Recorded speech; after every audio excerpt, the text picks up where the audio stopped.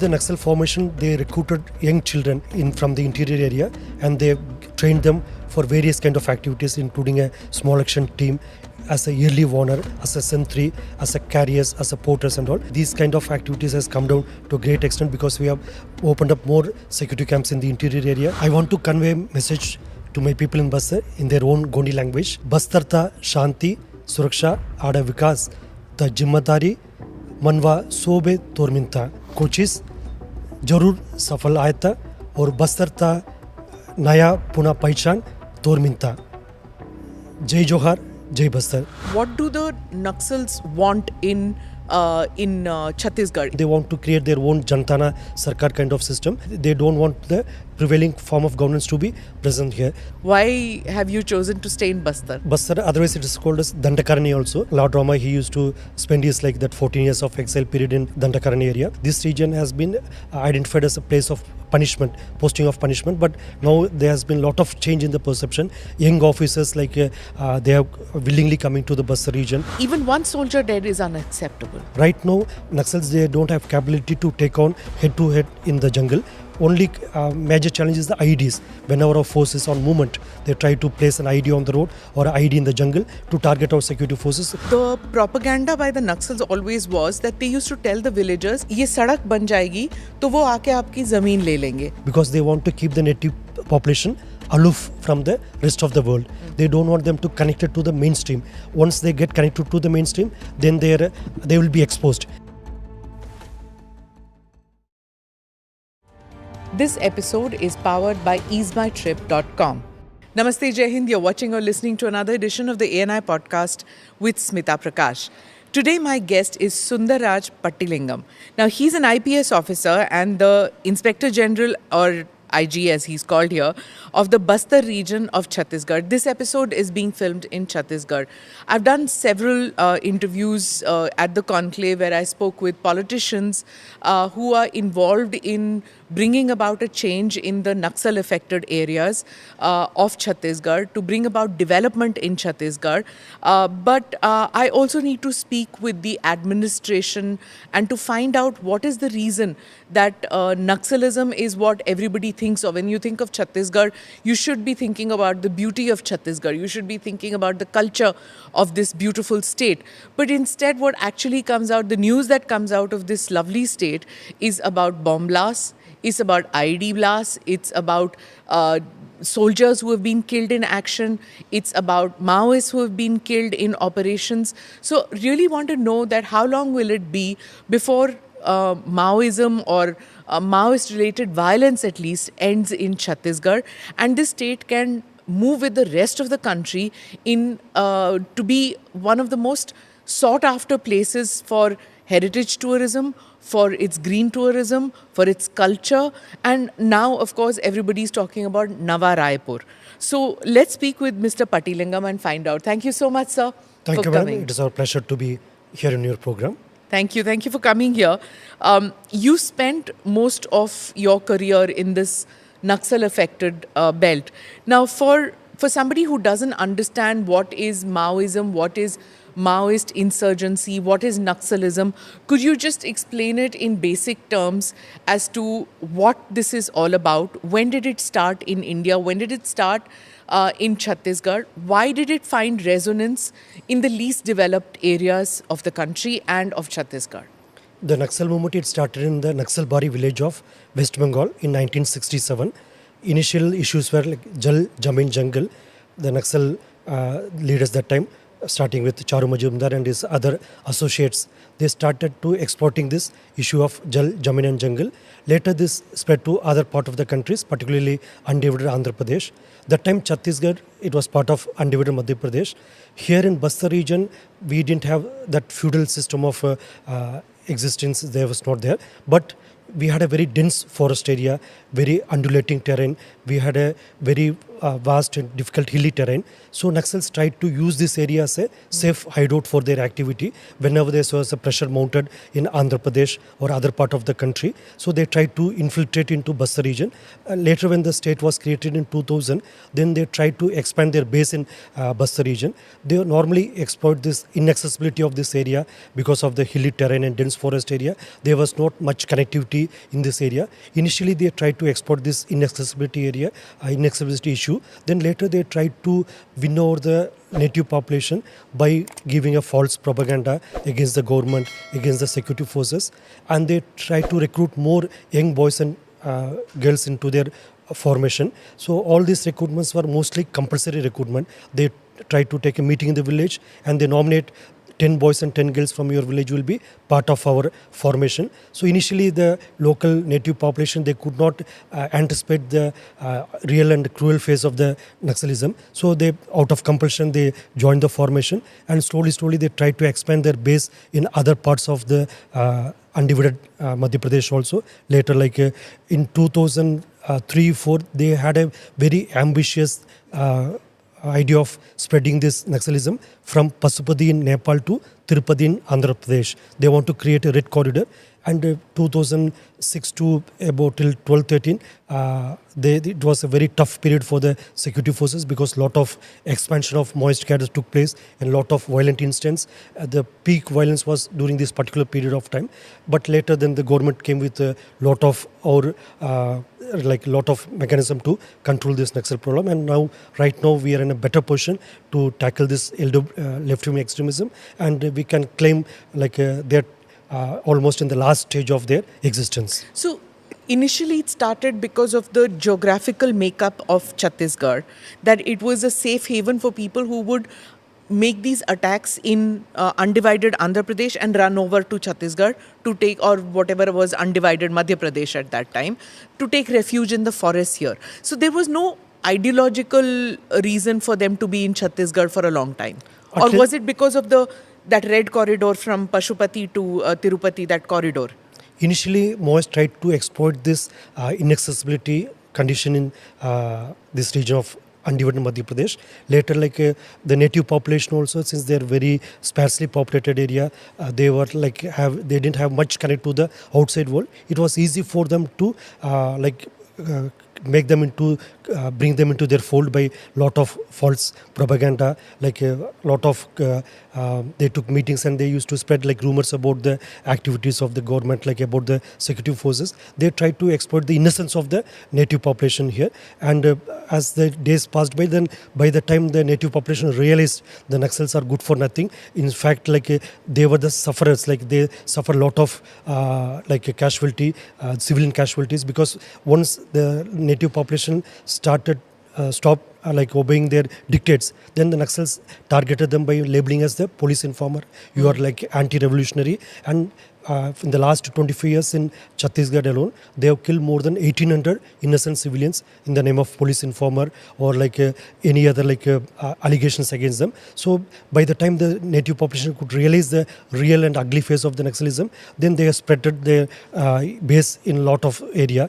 And when the government came up with a lot of solutions, now we are in a better position to eradicate this problem in Bastar as well as the other parts of the country also. So, but what do the Naxals want in Chhattisgarh? In the sense that when you talk about separatists in Kashmir, then they wanted Azadi. You know what the militants in Punjab wanted when they wanted Khalistan. What do the Naxals want? What is it that unites Maoist insurgents in Telangana, when you're talking about Madhya Pradesh, when you're talking about Chhattisgarh, when you're talking about Jharkhand, Bihar? What is it that unites them? I mean, Maoist ideology is dead in the rest of the world. So why is it still active in India? What is it that they want? Maoists fundamentally, they don't believe in a democratic system of governance. They claim revolutionary form of governance is the only way to bring in development of, it is a holistic development of the entire area. So they oppose elections, they oppose the democratic institutions, they don't allow the local gram panchayats to function, and they want to create their own Jantana Sarkar kind of system, so that like they don't want the present prevailing form of governance to be present here. So that was their basic ideology, and they always claim like the democratic system of governance is not going to be a success, because the divide between the haves and have-nots will be increasing in a democratic form of governance. They want a socialist and a communist form of revolutionary governance here. So it is a case of bullet versus ballot. So they oppose all kind of like elections, right, starting from the local body elections up to the Vidhan Sabha elections, even the general elections also. They oppose these elections, and they don't want any other like government machinery to go in the area to function. So that is the basic ideology, which is very outdated, and it's not acceptable to the native population also. So when you talk about them with bullets, now for 20, 30 years now, we've been watching them take pot shots. They take shots at the security forces, and they blow up soldiers. They lay mines. Where are the weapons coming from? Where are they? How are they making the bombs? What is their source of money? Initially, they used to say that, oh, they're using bows and arrows. They are tribal rebels in the forest. They shoot with poisoned arrows. But that's not the case. They started getting sophisticated weaponry too. So how did it come? What did they get? Most of the sophisticated weapons have been looted from the security forces. Armory. From the security forces armory, and whenever our security teams were out for operation, they laid ambush, they put IDs, and after those incidents, they looted the weapons. This period was like somewhere between late 90s until 2010, 12 and all. Later on, like this kind of incidents has come down drastically. And other weapons they fabricate locally. In the inside the jungles, they have their small facilities where they could fabricate the muzzle loading rifles, which in general terms we call as a Burma rifle. And nowadays they fabricate like a barrel grenade launchers, which they call as BGLs. So these kind of like locally fabricated weapons and ammunitions, they manufacture in the. But they're very effective also. Most of them are not very effective. The regular graded weapons which have been looted from the security forces, those are effective. But their locally fabricated weapons are not that effective. But they have been handed over to the local boys and girls who have been recruited compulsorily, just to give them a show of strength. They used to give these locally fabricated weapons to the local recruits. Most of the senior level cadres, they use the sophisticated graded weapons which were earlier taken away from the security forces. So but we have again in the last like a couple of years during our operations, we have recorded most of those graded weapons which have been looted from the security forces, right from LMG, AK-47, INSAS and other graded weapons which were earlier looted from us. We have again taken back after those encounters. We have recorded like lot of graded weapons in the last couple of years. So tell me, when did you get posted to this area, and how long have you been working against these Maoist insurgents? I'm from 2003 batch. My first posting as a ASP was in Bastar districts. Later on I served as SP Narayanpur and SP Bastar and DAG in South Bastar. And for past 6 years I'm serving as IGP Bastar range. So overall like around for 14 years I've been in the Bastar region. For 14 years in the Bastar region? Yes. My goodness, that is a real difficult posting. I mean, anybody would say that's a hardship posting. And after doing a couple of years, you would come and stay in a city. Why have you chosen to stay in Bastar? Bastar, otherwise it is called as Dandakarani also. Early in the epic Ramayana, this place used to be called as Dandakarani. And people used to interpret. Lord Rama used to be here. Lord Rama, he used to spend his 14 years of exile period in Dandakarani area. And people, they had a perception this region has been identified as a place of punishment, posting of punishment, but now there has been a lot of change in the perception. Young officers they are willingly coming to the Bastar region, right from IPS officers as well as collectors and other forest officers. They are coming to Bastar, then they want to be part of this transformation which is taking place. And right now we have a very real good team who are very dedicated, committed, starting from the constabulary to all the ranks. We have a very good committed team, and they're wholeheartedly participating in the transformation exercise. But we keep seeing, visuals. Now, of course, it is slightly lesser, but then we have seen visuals of police forces massacred. And it used to be terrible to watch how, this used to happen, and it continues to happen now, not at the large scale that it used to, but even now for every 30 Maoists who are killed, there will be one soldier, one Jawan who's killed. So can you tell me that this death toll, it has come down, I agree with you, but even one soldier dead is unacceptable. Yeah, that is very emotional and sentimental issue. Like losing any one of our men or women, like during the operations, like it is very sentimental, and it demoralizes the entire forces. And for that particular family from where the young soldier comes from, for them it is like a total devastation. But like in the last couple of years, like there has been a lot of change in the scenario. Earlier there have been huge incidents, like in a particular incident we lost 76 men in 2010. Later in other incidents also, in a single ambush we used to suffer like casualties of about 36 Jawans or 40 Jawans. Slowly these kind of operational casualties, they have come down. Right now Naxals, they don't have capability to take on head to head in the jungle.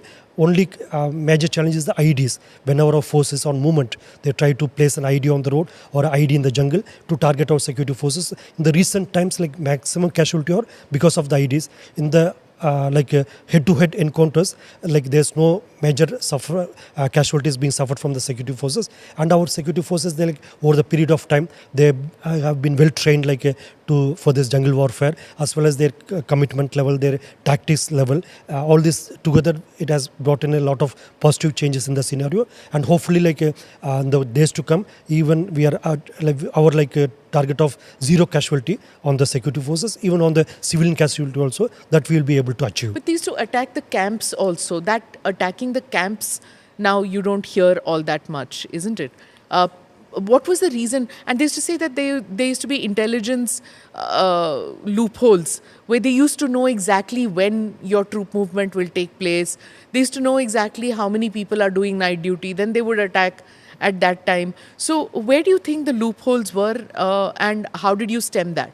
Bastar region, totally it is 42,000 square kilometer area.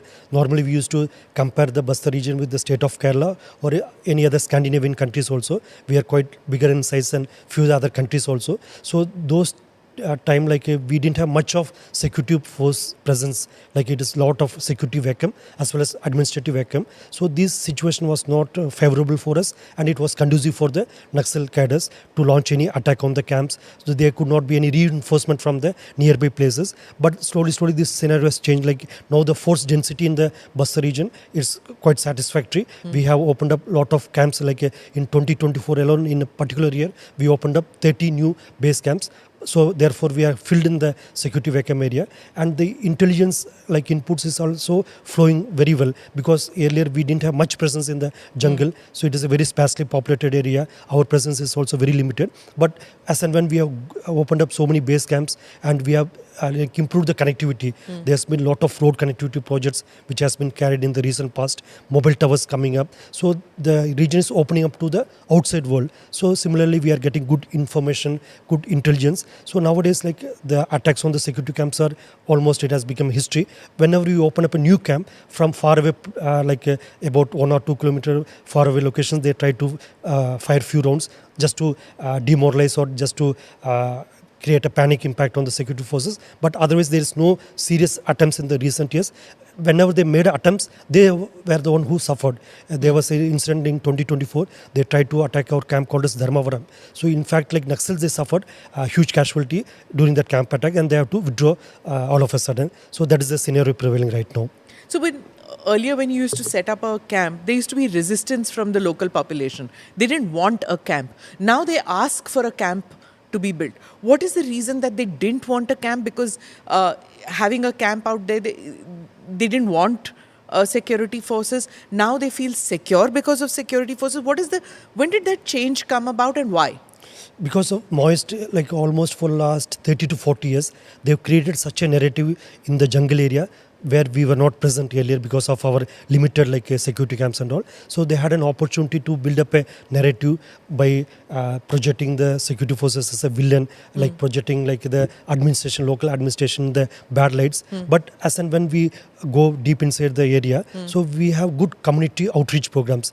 We have a lot of civic action programs. We go to the villages, we address them in their local language. We carry out a lot of community programs like health camps, sports camp and all. So now the gap between the security forces and the local population, it has bridged down. So You speak the language? so we can speak luckily the Gondi language. It is of Dravidian origin. The Gondi language, which is a local tribal You're language. a Tamilian, right? I'm from Tamil Nadu, and the Gondi language being spoken in Bastar region, major part of the Bastar region, it is of Dravidian origin. How come? Because like it has a close connect from the Dravidian region. So the local tribal language Gondi, it has most of the words derived from the either Tamil or Telugu. So someone from Tamil Nadu or Andhra Pradesh or Telangana, they could easily appreciate the language. For example, like the numericals, we call like Onnu Rendu Onnu, Moonu Rendu, Nalu. Moonu. So similarly, in Gondi also it is the same Onnu Rendu Moonu Nalgu. So for hand they used to call us Kai, which is the same in the Tamil also. For a dog they used to call us Nai. Nai. And similar it is in Gondi also it is Nai. So it's a lot of similarity between the Gondi language and the Dravidian language origin. I want to convey a message to my people in Bastar in their own Gondi language. Bastar ta Shanti, Suraksha, Ada Vikas, ta Jimmadari, Manva Sobe Torminta, Mama coaches, Jarur Safal Ayata, or Bastar ta Naya Puna Paichan, Torminta. Jai Johar, Jai Bastar. This message means it is a joint responsibility of each and every stakeholder to bring in peace and prosperity to Bastar region, and one day we will together collectively will achieve this target and will able to give a new and vibrant identity to Bastar region. They know that you're not a local. So now, like since for last so many years I have been there in the area, like it is easy to connect to them. So like they could feel comfortable with the officers either of the local. Are they suspicious of the troops? Right now, not at all. Right now, not at all. The main reason being like we had a lot of local recruits in the last few years in the name of DRG, the name of Bastar fighters. It is 100% local recruits. Okay. Even the CRPF, they have recruited a Bastaria battalion. So the main criteria was to give an opportunity to the local boys and girls who have been deprived of this opportunity earlier. So we have relaxed the criteria because the native population, they are short-heighted. So we have cut down the height requirement. We have relaxed the education requirement. So right now in Bastar region, I can say like almost 2/3 of the personnel, they are like local boys and girls who have been recruited from the same region to safeguard their own community, to safeguard their own region. So that is the game changer which has happened. Like it was one of the important game changer. So earlier what used to happen was that if a local was even an informer or suspected to be an informer, not only was he killed, his family was also killed.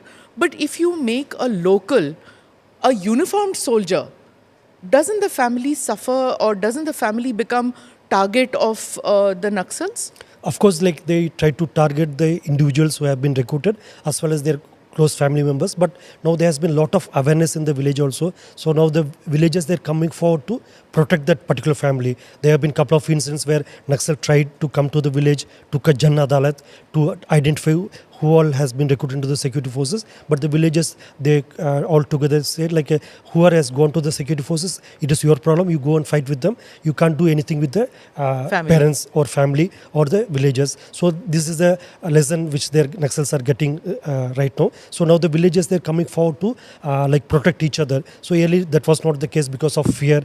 They don't come forward to protect another person who has been targeted in a Jana Adalat. But slowly the scenario is changing.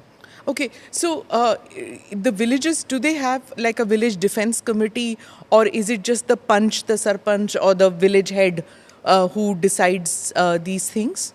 So it is like that, as I mentioned earlier, like earlier Naxals, they didn't allow the democratic form of functioning. So most of the Gram Panchayats, they were defunct. The Sarpanchas, the local body elections never used to be held. Even if it could be held, no one is coming to forward to file a nomination role. But recently, only in January 2025, we had a local body election.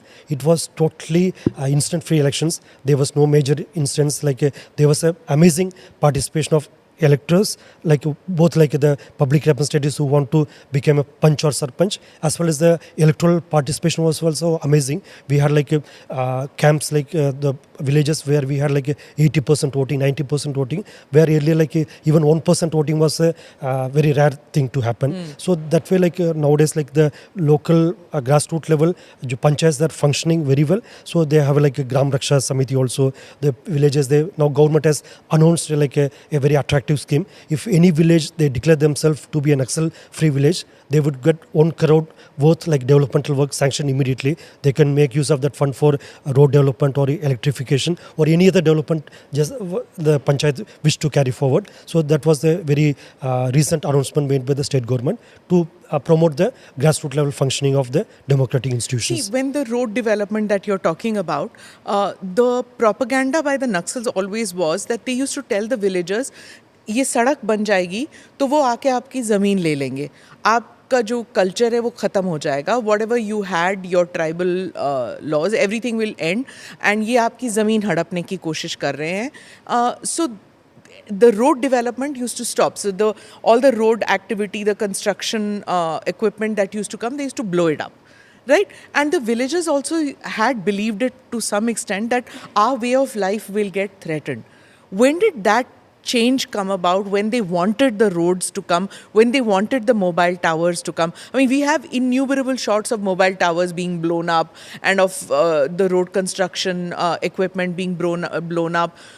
Contractors saying that we can't go there because our workers will be killed. So when did that change come about, do you think? Opposing the road construction was a very well thought conspiracy by the Naxals because they want to keep the native population aloof from the rest of the world. They don't want them to connect it to the mainstream. Once they get connected to the mainstream, then they will be exposed because all these years they have been building their organization on false narrative. So they don't want the native population to connect to the outside world. Just for that particular reason, they used to oppose road connectivity, bridge connectivity, mobile connectivity, even for that matter electrification also. So they don't want television or radio to come into the villages. So we, during our community outreach programs, we keep on highlighting this issue. So this got like a good penetration deep inside the villages. So whenever we go to the villages, we used to assemble them. We used to tell these roads are not built for any industrial purposes. It's not built for any mining purpose. It is built for the movement of your own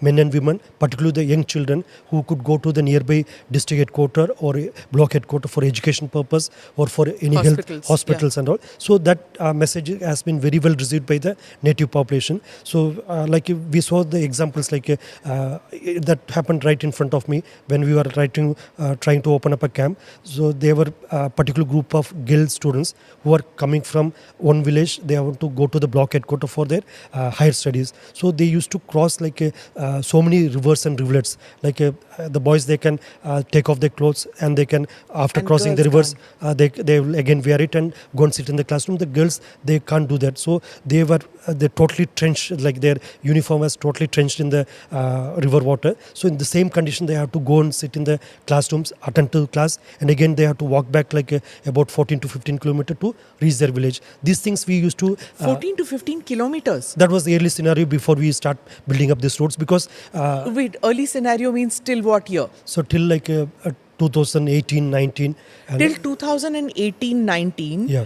Girls in Bastar region, in some of the areas, had to cross a river with no bridge, yeah. and then had to walk back 14 kilometers to go back home. So these were the scenario like in the deep inside the jungle because Naxals, they have demolished so many schools. Like the record says like almost 200 schools has been demolished by Naxals because they don't want the local boys and girls to get educated. So like they have demolished like so many ashrams, the tribal ashrams where the students could take aboard and they can carry for their studies. Those have been totally demolished. So because of this scenario, like the students, if at all someone want to carry forward with their studies, they have to walk or because now we have the road build and we have the transportation like either taxi or like bus being operated. But the scenario like 6 to 7 years back, these girls and boys, they have to walk all this distance. So now then when did the bridge in this area that you're talking about, when did the bridge come, when did the road come?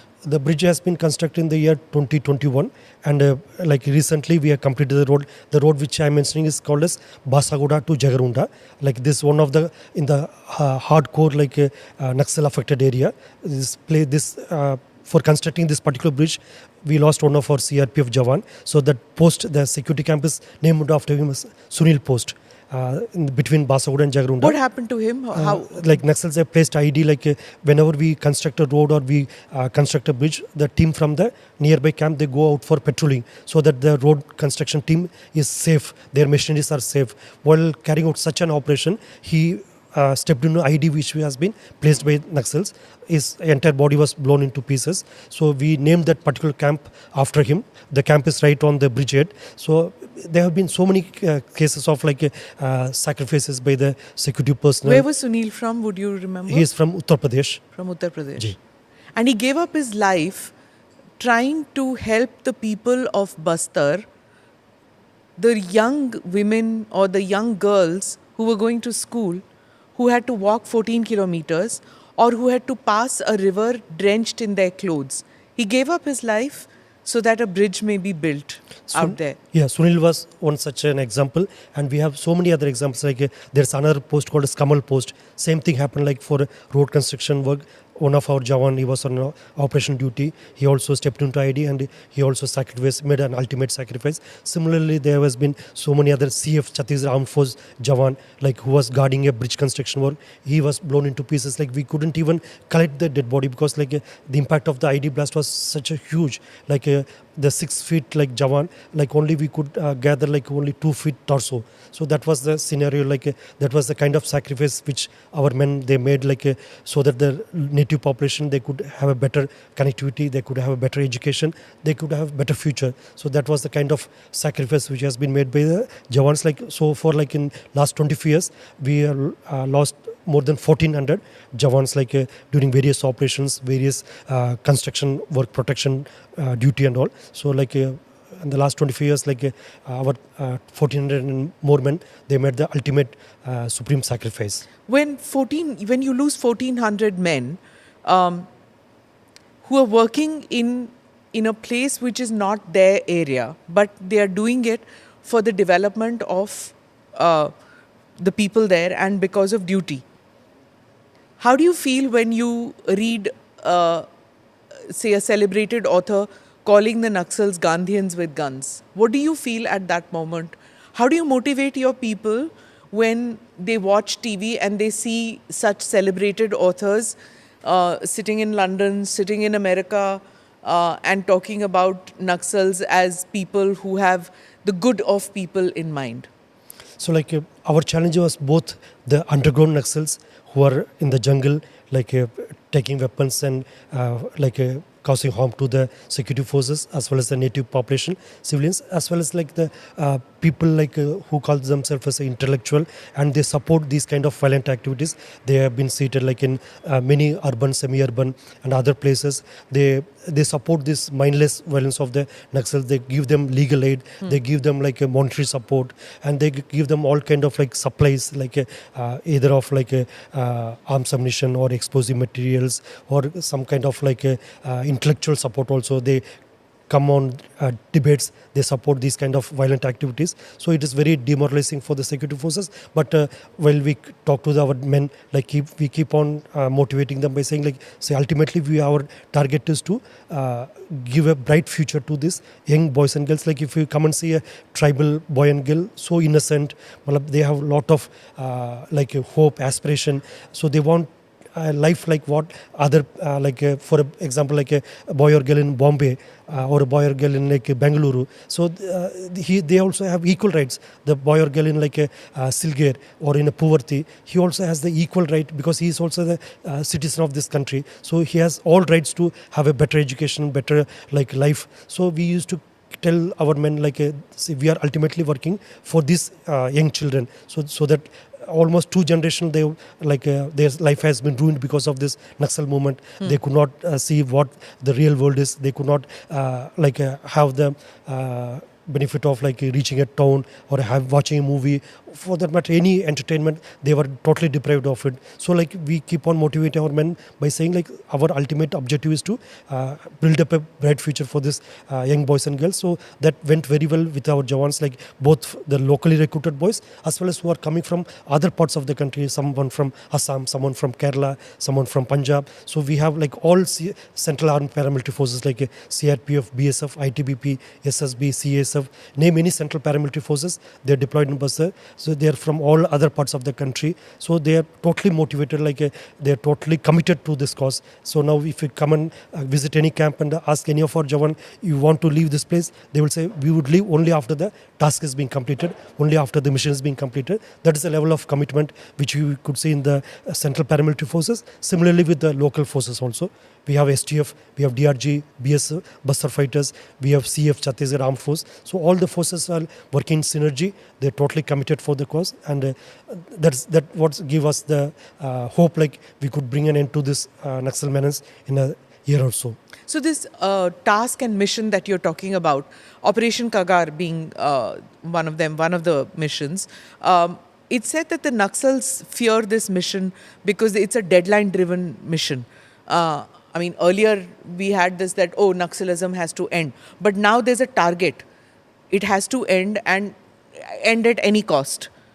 So while the Naxals fear it, there are some who say that even the locals fear it because there are no prisoners taken, in the sense that if somebody is considered as an informer for a Naxal, it is deadly for that person also. So tell me, how do you differentiate that? Maybe you could make a mistake. He's not an informer, maybe. Maybe it is some local chap who wants to get him into trouble and he's called him an informer. So under this Operation Kagar, could mistakes have been made?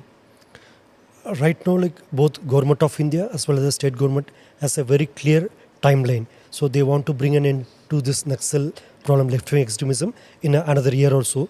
So for this, like we have multiple like front, like one is the operational front, another is the developmental front, third is the conference building measures. So we keep on reaching the villages, we keep on reaching the deep inside jungle area, and we used to tell them, see, this objective is to bring an end to this armed violent activity of the left-wing extremists. If anyone has been by compulsion associated with the Naxal activity, right now they have an option to come forward, surrender before the state. They get benefit of all the rehabilitation policies.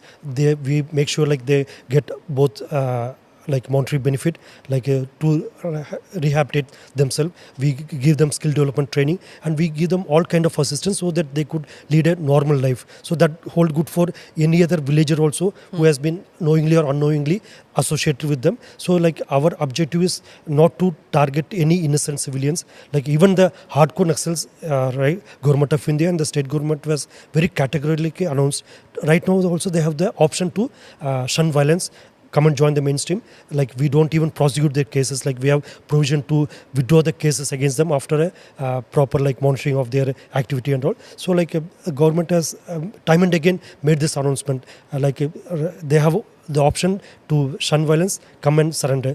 But someone is not listening to this appeal, and still they carry a gun and they want to target the security forces, or they want to target innocent civilians, or they want to cause damage to the public property, then they will be dealt in the way which they should be dealt with.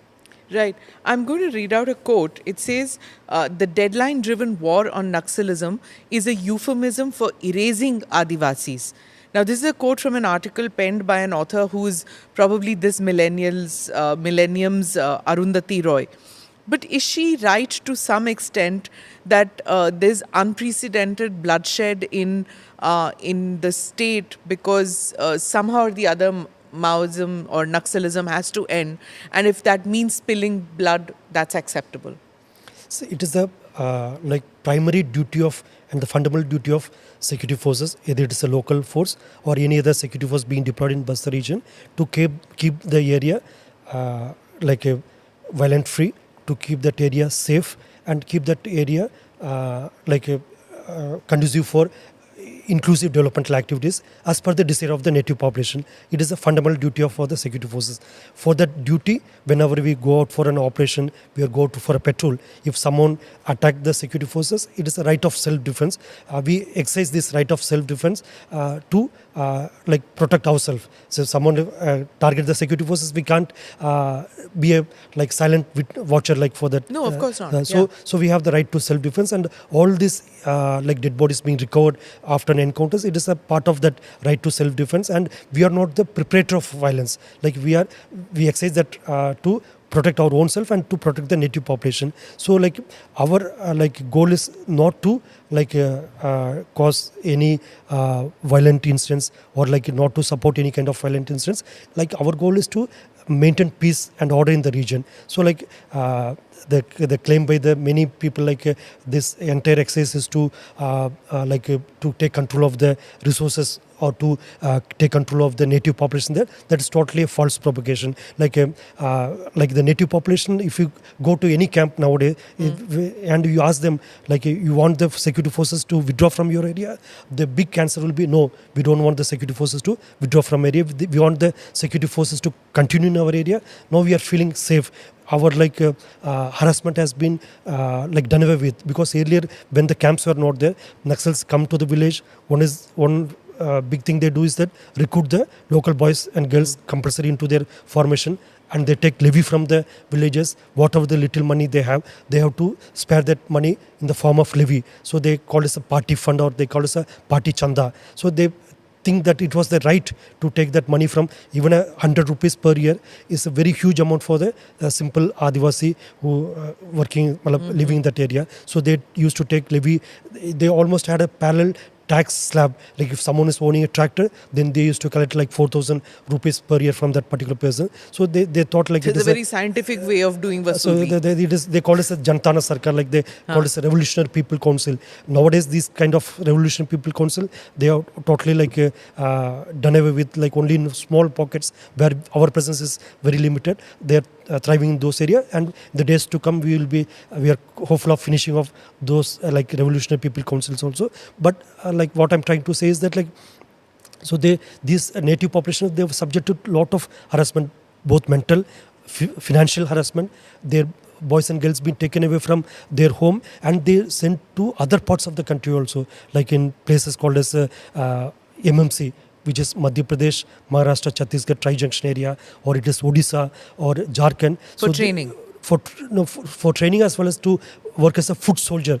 Like so they used to send the like local recruited boys from here. They sent to other parts of the country, even right up to the KKT, that is Kerala, Karnataka, Tamil Nadu, Tri-Junction area. So whenever there's any encounter taking place in that area, if dead bodies are recovered, like out of 4, 2 bodies were from Bastar region. So the bodies come in a coffin. So that was like a scene in the village, like there, and many boys and girls who have been recruited from that area, they are not allowed to see the family for 20 years, 25 years. Like even if the parents, like if any of the parent die, they are not allowed to come and participate in the funeral. So that was kind of harassment that was taking place. So now if you go to any village and ask, conduct a like a verbal this thing, like you ask the people, you want the camp or not, they would certainly say like we want the camp to continue in this area, we want the security forces to be present in this village so that we are feeling safe and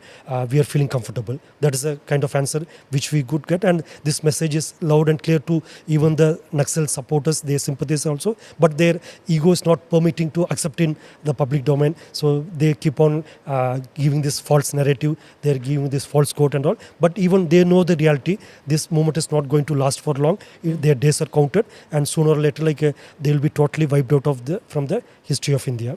So one is hearing that preteens are also taken in, young kids, under the age of 12, 13, they could be just 9, 10-year-olds. They are taken and they are taught how to make bombs, how to make IEDs and things like that. Has that recruitment stopped, become lesser as a result of your operations in these areas? Absolutely.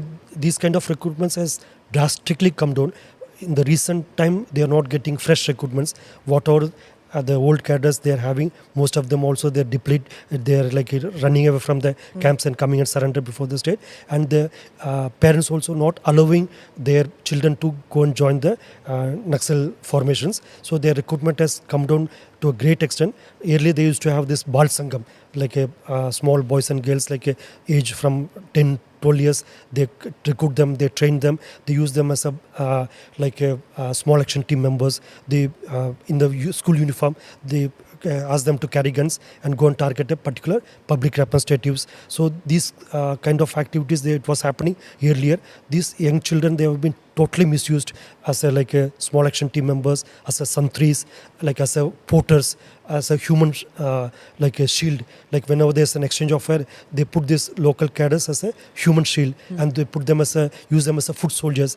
And fortunately, the local cadres, they realize this fact in the recent times. So whenever there's an encounter taking place, exchange of fire taking place, the local cadres, they're not protecting the senior cadres. So you, just to make the audience understand in a better manner, so Naxal top leadership, they stay in the core, and they have like multiple layer of security cordon, like inner cordon, middle cordon, and outer cordon. Whenever the security forces going for an operation, the first layer of like exchange of fire would be with the outer cordon, who are mostly the locally recruited cadres. The top leadership, who are mostly from Telangana, Andhra Pradesh, Are the inner side. are in the inner side. So till recently, this was the scenario. Whenever there's a exchange of fire, the local cadres, they fight with the security forces. By the time this central leadership, they take benefit of the dense forest area, they flee from that area. But in 2024... Wait 1 second. Yeah. You said that children were used in this outer.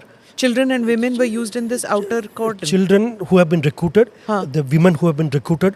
So what age group are we talking about? So like earlier the Naxal formation, they recruited young children from the interior area, and they trained them for various kind of activities, including a small action team, as a yearly warner, as a sentry, as a carriers, as a porters and all.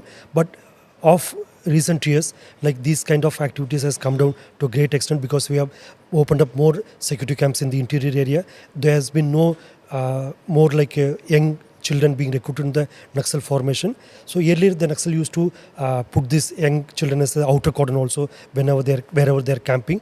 But because nowadays like these kind of new recruitments has almost gone down to zero, so we can't find any like young children who are guarding an Naxal camp. But other like local cadres who are recruited from this jungle area, still they have been used as a human shield, as a foot soldier by the outside Naxal cadres who are mostly from Telangana, Andhra Pradesh, Maharashtra or other parts of the country. They always use them as a human shield. So we keep conveying this point during our community outreach programs. As an outcome, these local cadres, now they are coming forward to surrender in large numbers. In the last 15 months only, we have more than 1,200 local cadres who have left their Naxal formation. They have come forward and surrendered with us. So we are hopeful like in the days to come, there will be no more recruitment from the local area. So the local recruitment will almost come down to zero. So you couldn't do any offensive operation if you have a 14-year-old standing out there. Yeah, guarding. like we take care like whenever there's any like local villages or like young boys and girls or even small children, minor age children, they have been used as human shield. We used to like that is a protocol also. We used to make a lot of announcements like now like the security forces here, so you can't fire on the security forces. You have to drop your weapon. You should come and surrender yourself. So many people like they after hearing this announcement, after hearing this warning, they like flee away from the places also. We have not recorded many young children dead body.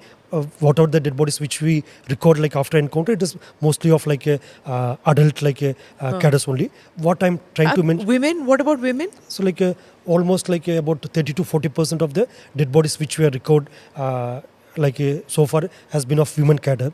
Women cadre? Yeah, because in the Naxal formation like it is almost 50-50. Like they have like equal number of women cadres also, like in the lower level as well as in the middle cadre. In the top cadres, they don't have much of women cadres. So the point I was trying to mention is that, so recently, whenever there's an exchange of fire happening, the local cadres, they are not protecting the senior cadres. Okay. So our like contact or confrontation is directly with the senior cadres. In 2024, we recovered 6 dead bodies of Telangana's cadres, like who are from originally from Telangana, who are like state level committee cadres. Yearly, that was not the kind of recovery which used to happen. We recover the local cadre dead body, but of late, recent times, we are able to recover the dead bodies of outside cadres. Like a recent one was in Gariaband district, where we recovered a dead body of central committee member called as Chalpati. So this kind of situation which we are able to observe in the recent times. So what happens when these encounters take place and like 15 Naxals are killed? You find out where their origin is, and then what happens? The bodies are handed over back to the villages or where they come from? What do you do? We contact the family members. The family members come. They like identify the dead body. Then they, after completing all the legal formalities, then take back the dead body. So like right from the central committee member also, whose dead body has been recently recovered in Gariaban, the family member, they came. They took the dead body and they cremated in their native place. So like that, all the humanitarian approach we follow it. So what happens when they go back? Are they seen as martyrs who have died for a cause, or do the family think it's a wasted death that has happened? What happens? So nowadays, no one sees them as a martyr. Like even the family members, they categorically mention for last 30 years, he or she was not in contact with us. When during late 80s or 90s, when they left the village for this Naxal movement, for last 30-40 years, they were not in communication with this particular cadre. So they were totally not aware of the whereabouts of this particular cadre whose dead body has been recovered. That is what I earlier also mentioned. They have such a inhuman kind of discipline. They don't allow the cadres to go and meet their family, even if there's someone dies in the family or someone is suffering in the family. They don't allow to have a normal family life. The cadres, they have been subjected to vasectomy operation so that they can't have a children. So the women, they can't live a normal life, their motherhood, their womanhood.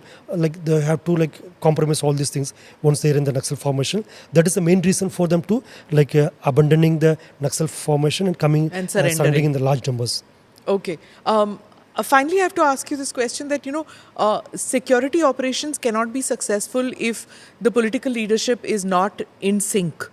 If it's half-hearted, then it doesn't work. So tell me, with the Home Minister Amit Shah being very categorical and fronting this anti-Naxal operation, do you feel that it has impacted on your security operations in this area? Right now, both Government of India as well as the state government, they have a very clear timeline to bring an end to this left-wing extremism. So the entire security forces, entire administration, we are carrying forward this objective, which is being very well supported by the native population also. So having such a strong leadership, having such a strong backing from the government, it obviously motivates the security forces, the troops on the ground. They now feel more committed, more motivated. They know government is there to give them with all kind of support, whether it is any kind of infrastructure facility, any kind of welfare measure, or we have Indian Air Force functioning here. Whenever there is an injury to any of our Jawan during any operation, they go in the middle of the jungle, they pick those Jawans, they bring to the nearby hospitals. Many lives has been saved. So this all kind of advantage, all kind of infrastructure, all kind of the facility which the government of India as well as the state government is providing us, it is very really it is motivating the Jawans on the ground. And secondly, the native population also, they coming forward. They want more connectivity projects to happen in their area. They want their children also get educated like someone in the urban area also. So they want better hospital facilities. They want to watch a television. They have a desire, if someone in the city or in the village they're watching television, why can't we watch a television? Yeah. They want to listen to radio. So these are kind of aspiration the native populations also having. Sure. And we are hopeful we'll be able to provide this kind of a conducive environment to the native population so that they could lead a normal, peaceful life which according to their desire. No one from outside, they can come and dictate you have to lead a particular way of life. That is not going to happen. They can lead a life of their own desire, of their own will. So the native population is very like they're what to say, like very sober. They're very grounded. So they don't have any greed in their mind. So they want only the basic things. So and they want to enjoy. They want to connect to the nature. So all these things are going to happen, and the martyrdom of our security personnel. So for so many personnel have laid their lives, and their public representatives also. Many of them, they have made a supreme sacrifice in protecting the land of Bastar. So similarly, the innocent civilians, like once they go out for a jungle for collecting minor forest produce, the IDs being placed by the Naxals, they become victim for this IDs and all. So all the sacrifices by the security personnel for their public representative, their native population. So it is going to act as a guiding light for us to achieve this target, and we are hopeful of building a better Bastar, a very, very bright future to the native boys and girls. So we are hopeful of achieving this target. Yeah, finally, I have to ask you this one question, which I've always wanted to find out, is that use of technology, using drones, using satellite imagery before troop movements happen. That can reduce the casualty numbers, isn't it? And you'll know their locations easier. I'm not talking about drones dropping bombs. I'm saying drones locating the area.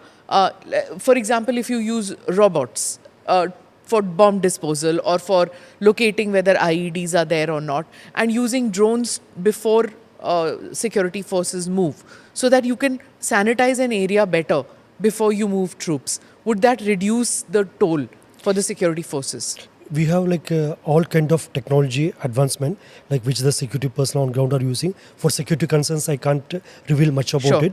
But right now, the teams, like the troops which are operating in the jungles, they have been provided with the best of the gadgets, with the best of the equipments, with the best of the weapon, and all kind of medical assistance.